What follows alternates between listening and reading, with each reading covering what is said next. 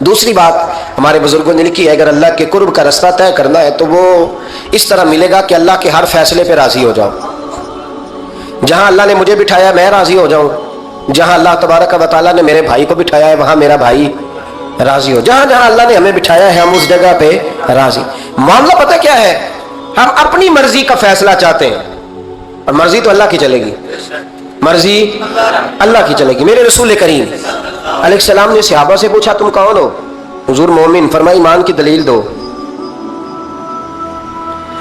یہ بات مجھ سے کو پوچھے تو شاید میں جھگڑا کروں کہ ایمان کی دلیل، حضور نے فرمایا کون ہو؟ یا رسول اللہ مومن، فرمایا دلیل دو۔ حضور دلیل ہے ہمارے پاس دو۔ یا رسول اللہ اللہ نعمت دیتا ہے تو ہم شکر ادا کرتے ہیں، مصیبت ڈالے تو صبر کرتے ہیں، اور جو فیصلہ اللہ ہمارے حق میں کر دے ہم اس پر راضی رہتے ہیں۔ میرے محبوب کا چہرہ خوشی سے کھل اٹھا، فرمایا تمہیں مبارک ہو، تم تو واقعی بڑے پکے مومن ہو، تم مومن ہو، اگر اللہ کے فیصلوں پہ راضی رہتے ہو تو پھر تم۔ حضور فرماتے ہیں کچھ لوگوں کو اللہ قیامت میں بغیر حساب کتاب جنت میں داخل کرے گا، فرشتے پوچھیں گے پل صراط سے ہوا ہے؟ وہ کہیں گے دیکھی نہیں۔ میزان عمل کھلوائے؟ وہ کہیں گے دیکھا ہی نہیں۔ کیسے آ گئے؟ تو کہیں گے خدا کے فضل سے آ گئے۔ فرشتے پوچھیں گے تمہارا عمل کیا تھا؟ وہ کہیں گے کچھ بھی نہیں، عام لوگوں کی طرح نماز پڑھتے تھے، روزہ رکھتے تھے، حج فرض ہوا تو کیا، زکوٰۃ اگر ہمارے اوپر لاگو ہوئی تو دی، عام روٹین کے معاملات۔ تو فرمایا اتنی بڑی فضیلت کے بغیر حساب کتاب جنت، کوئی تو وجہ ہوگی۔ تو بندے عرض کریں گے وجہ ایک ہی تھی کہ رب جو ہمارے حق میں فیصلہ کرتا تھا ہم اس پر راضی ہو جایا کرتے، ہمیں کوئی شکوہ اس پر رہتا۔ علامہ ڈاکٹر محمد اقبال رحمت اللہ علیہ، توجہ ہے میری بات پر؟ ادھر دیکھنا ذرا میری طرف۔ اللہ آپ کو خوش رکھے۔ کچھ لوگ نا جی کہتے ہیں ڈاکٹر اقبال نے داڑھی کیوں نہیں رکھی تھی؟ تو یہ غلطی کی علامہ اقبال نے، رکھنی چاہیے تھی انہیں۔ ناراض ہو گئے آپ لوگ؟ جو جس کی غلطی ہے وہ اس کی یہ غلطی ہو گئی ان سے، انہوں نے نہیں ٹھیک کیا۔ اب اقبال کے داڑھی نہ رکھنے سے کیا سنت کی مخالفت پر اسے ڈگری دی جائے گی؟ وہ میں ہی کیوں نہ ہوں، جو کام خلاف سنت ہے وہ بہرحال۔ لیکن میرا سوال یہ ہے کہ اقبال نے صرف داڑھی نہیں رکھی، باقی سارے کام اچھے کیے، تو آپ باقی کے تو سارے اچھے کر لینا۔ اقبال نے جو کام کیا، جو دین کا درد دیا، جو پیغام دیا، جو جدوجہد کی، اس کو تو سمجھ لو نا۔ مطلب صرف داڑھی پہ آ کے دلیل پکڑتے ہو۔ علامہ اقبال نے مکان بھی نہیں بنایا اپنا، کتنا بڑا آدمی ہے، کوئی جائیداد ہے اس کی؟ تسی بھی چھوڑو مکان سارے۔ اقبال وہ دیکھیں نا، بابے بلے شاہ کی لوگ مثال دے دیں گے، بابا صاحب مجذوب آدمی تھے، تو بابا صاحب کے حصے میں تو کئی مربع زمین آتی تھی، وہ بھی انہوں نے نہیں لی۔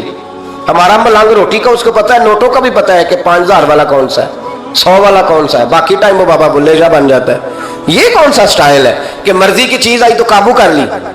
تو ڈاکٹر اقبال نے یہ درست کیا، لیکن اس کے باوجود ہمارا نظریہ ہے کہ اللہ اس کی یہ خطا معاف کرائے گا، پر بندہ بڑا باکمال تھا، یہ بڑی خوبی تھی، اور اس میں بھی کچھ حکمت ہوگی، کچھ باتیں ایسی انہوں نے لکھی ہیں بعض جگہوں پہ۔ لیکن اقبال کی جو معرفت ہے، جو حسن ہے، جو وقار ہے ان کے لب و لہجے میں، اس کا انکار کیا جا سکتا نہیں۔ لیکن اس کو ہم ڈیفینڈ بھی نہیں کرتے، جو کسی میں کوئی کمزوری ہے وہ بہرحال اس کی۔ وہ ایک سوال بڑا اٹھتا تھا، لوگ کہتے تھے کہ آپ روز داڑھی کی بات بھی کرتے ہیں اور علامہ اقبال کی بات بھی کرتے ہیں، تو میں نے آج اس کی وضاحت کر دی۔ بات کی سمجھ آ گئی آپ حضرات؟ علامہ اقبال نے ایک بات لکھی ہے، اقبال کہتے ہیں جب میں لندن میں وکالت کرتا تھا تو ایک خاتون تھی، لیڈی بارنس اس کا نام تھا، چھوٹے موٹے مقدمات لے کے وہ میرے پاس آتی تھی۔ بی بی ایک ہوٹل چلایا کرتی تھی، اس کا خامند جو تھا وہ فوج میں ملازم تھا۔ اقبال نے خود لکھا ہے، اقبال فرماتے ہیں کہ ایک دن وہ خاتون پھر کسی کیس کے سلسلے میں میرے پاس آئی، تو جب وہ آئی تو اس نے نقاب اوڑھا ہوا تھا، برقع کیا ہوا تھا، تو چونکہ اس نے نقاب اوڑھا تھا مسلمانوں کی نشانی تھی۔ نقاب اوڑھنا کن کی نشانی ہے؟ اللہ آپ کو خوش رکھے۔ تو کہتے ہیں وہ نشانی چونکہ اہل اسلام کی تھی تو مجھے تجسس ہوا۔ میں نے کہا لیڈی خیریت ہے؟ میم صاحب بھائی یہ برقع پہنا ہوا ہے؟ تو کہنے لگی ہنس کے، اقبال مجھے پکا یقین تھا کہ آپ ضرور پوچھیں گے۔ تو میں نے کہا اچھا تو یہ برقع؟ تو کہنے لگی الحمدللہ میں مسلمان ہو گئی۔ تو میں نے فوراً کہا کہ آپ کا شوہر تو فوج میں ملازم ہے، فوجی کے لیے بدلنا اور پھر ملکی قانون اور یہ چیزیں؟ تو کہنے لگی اس نے مجھے کیا کہنا تھا، وہ خود کلمہ پڑھ گیا۔ تو کہتے ہیں میں اور متجسس ہوا، وہ کیس کی بات کرتی تو میرا تجسس بڑھ گیا۔ میں نے کہا تو کیس چھوڑیے، بتا کلمہ کیسے پڑھا؟ تو کہنے لگی اقبال اصل بات یہ ہے کہ میں نا بے اولاد تھی، خامد بھی بڑے اچھے پیسے کماتا، میں خود بھی ہوٹل چلاتی، پر ڈپریشن اور ٹینشن और बिला वजह की परेशानियां जान नहीं छोड़। ये टेंशन और डिप्रेशन का ना मुझे अरबी तर्जुमा कोई नहीं मिला। ये डिप्रेशन और टेंशन का ना मैंने तलाश किया है, लेकिन मुझे अरबी लुगत के अंदर इनके मानी मुझे लगता है कि उस जमाने में ये चीजें थी ही नहीं, होती तो इनका कोई नाम भी, ये आज है ना तो इसलिए आज के जमाने में ही नाम है मुफ्त का, मुफ्त की परेशानी। तो कहती है मुझे टेंशन और डिप्रेशन रहती थी हर वक्त, बड़ी मैं परेशान रहती थी। मेरे साथ एक अजीब वाकया हुआ कि मेरे होटल में ना एक बाबा जी बर्तन मांजते थे, बूढ़े आदमी थे, 70 साल के करीब उम्र थी। उनका एक बेटा था, एक बहू थी, एक पोता था, लेकिन वो बेचारे बेटा बीमार रहता था तो लिहाजा वो खुद मजदूरी करते। कहते हैं एक दिन वो बाबा जी मेरे पास आए, कहने लगे मेम साहब 2-4 दिन की छुट्टी चाहिए। तो मैंने कहा खैरियत है? कहने लगे मैडम मेरा बेटा फौत हो गया। बेटा, आपको पता है बाप का जनाजा पढ़ना आसान है, बेटे का जनाजा उठाना बड़ा मुश्किल काम। कहती है मैं कुछ लिख रही थी, मेरे हाथ से कलम गिर गया, मैंने खुद गाड़ी भेजी, बाबा जी गांव चले गए जहां वो रहते थे। कहती 2-3 दिन के बाद मैं और मेरा शौहर गए तो रास्ते में हम बातें कर रहे थे कि क्या ताजियत करेंगे, एक ही बेटा था, कोई रिश्तेदार भी नहीं, तो उसकी तो कायनात उजड़ गई, किन लफ्जों से उसे ताजियत क्या कहेंगे। कहते जब हम गए तो वो टूटी हुई चटाई पे बैठा था, कुछ लोग करीब थे, हमने जाके कहा बाबा आप मुसलमान हैं, हम आपको क्या नसीहत करें, एक ही बेटा था, कि किस तरह करके हम आपको तसल्ली दें। तो कहते उसने आंखें खोली, बूढ़ी आंखों में ईमान की रोशनी, कहने लगा बीबी क्या ताजियत की बात करती हो, मैंने को पैसे जमा करा के बेटा लिया था, खुदा ने फजल से दिया था, अदल से ले गया है, मैं अपने रब के फैसले में बड़ा राजी हूं, अल्लाह बड़ा करीम है, वो ले गया, उसका माल था।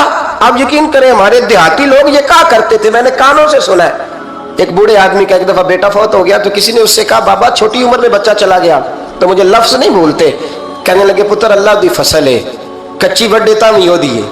सुने आपने भी कभी ये फिक्रा, कच्ची बड्डे ते पक्की लै जाए ते तामी है जो हो दी। तो जब उसका जी चाहा वो ले गया। अल्लाह अकबर। वो खातून कहती है कि वो बाबा जी से मैंने कहा कि चलो आप 1 महीने की छुट्टी कर ले, तो कहने लगा नहीं मैडम मैं मुसलमान हूँ, मुफ्त की रोटी नहीं खाता, मजदूरी करके खाता हूँ, मैं इंशाल्लाह 2-3 दिन के बाद काम पे आ जाऊंगा। कहते वो चंद दिनों के बाद आ गया, अल्लाह की कुदरत के अभी 2-3 माह गुजरे थे, फिर आया, मैडम छुट्टी चाहिए कुछ दिनों की। मैंने कहा खैरियत है? कहने लगे वो मेरी बहू भी हार्ट अटैक से फौत हो गई। कहते अब मैं भी तड़प गई और ईसाई हो के मेरी आंखों में आंसू आ गए। मैंने कहा घर का दरवाजा बंद हो गया, अब ये बेचारा क्या करेगा। वो अपने शौहर के गम में हार्ट अटैक से फौत हो गई। कहते हम फिर 2-3 दिन के बाद ताजियत के लिए गए, फिर टूटी हुई चटाई, बूढ़ा ना अपनी उंगलियों से जमीन पर कुछ बना रहा है। कहती करीब गई और मैंने जाके कहा बाबा अब तो तसल्ली आपने खुद ही करनी है, जो निजाम था वो तो हो गया। तो कहते हैं फिर उसने आंखें खोली, आसमान की तरफ देखा तो कहने लगा बेटी कोई परेशानी नहीं, मेरा बेटा बगैर शादी के भी तो फौत हो ही सकता था ना, बस मेरे मालिक ने जब चाहा जैसे चाह हुआ, मैं इंशाल्लाह 2-4 दिन के बाद काम पे आऊंगा, ये मेरा 3-4-5 साल का पोता है, अभी स्कूल दाखिल हुआ है, मैं साथ ले आऊंगा, वहां मेरे साथ ऊपर क्वार्टर में जहां मैं रहता हूं ये भी रहेगा। कहती है मैं सख्ते में आ गई उसकी कैफियत देख के, वो पोते को साथ ले आया। कभी कभी मैं देखती छत पे खड़े होके कि दादा घोड़ा बना हुआ है और पोता सवारी कर रहा है, वो सवेरे उठता उसको स्कूल छोड़ के आता, शाम को लेके आता, प्यार करता, मोहब्बत करता। तीसरी मंजिल पर हमने क्वार्टर दिया हुआ था, वहां दादा पोता रहते। अल्लाह तो बड़ा बेनियाज है। कहती है इकबाल एक दिन ना पोता ऊपर वाली मंजिल पे खेल रहा था, उसका पैर फिसला, वो गर्दन के बल जमीन पे गिरा, मुझे खबर हुई तो मैं दौड़ी, एम्बुलेंस मंगाई, खून से लिथड़े हुए उस बच्चे को दादे ने अपनी गोद में रखा। और जब हम अस्पताल की तरफ गए तो हॉस्पिटल बाद में आया, जनाबे इजराइल पहले आ गए और कहते हैं वो गोद में दम तोड़ गया। फिर दादे ने उसे अपने हाथों से गुस्ल दिया, फिर उसने अपने बूढ़े हाथों से कब्र खोदी और फिर मिट्टी डाल के कहने लगा इन्ना लिल्लाहि व इन्ना इलैहि राजिऊन, जे सोना ही मेरे दुख विच राजी, जे सोना ही मेरे दुख विच राजी। फिर सुख नू चुल्ले डावा। कहते वो मिट्टी डाली उसने और जब वो वापस पलटा तो मैं बाजू से थाम के होटल करीब लाई, मैंने उसके करीब कहा कि बाबा तू टूट गया है, तू बिखर गया है। मुझे महसूस होता है कि अब ना तेरी रातें और तेरी सुबह और तेरी शामें गमों में गुजरेंगी। तो कहते हैं ये उसने हाथ रखे और यूं आंसू छटक दिए। कहने लगा मैडम क्यों क्यों, मेरे अंदर कोई अकीदा नहीं, मैं कोई लवारस हूं, मेरा कोई रब नहीं, मैं क्यों परेशान रहूंगा, मैं तो पका हुआ फाल हूं। थोड़े दिन गुजरेंगे, कब्र में जाऊंगा और जब जन्नत में जाऊंगा तो अल्लाह मेरी बेटे से भी मुलाकात कराएगा, मेरे पोते से भी मुलाकात कराएगा, मेरा रब सारी मुलाकातें करा देगा। मैं अपने अल्लाह की रजा पे बड़ा राजी हूं। वो खातून कहती है मेरा और मेरे शौहर का कलेजा फटने लगा। मैंने कहा बाबा ये जज्बा कहां से मिलता है, ये सुकून कहां से आता है, ये कैफियत कैसे मिलती है। मुझे कहने लगा तूने लेनी है। मैंने कहा तो कहने लगा तू भी गुंबद खजरा वाले नबी का कलमा पढ़ जा, तू भी रसूलुल्लाह का कलमा पढ़ जा।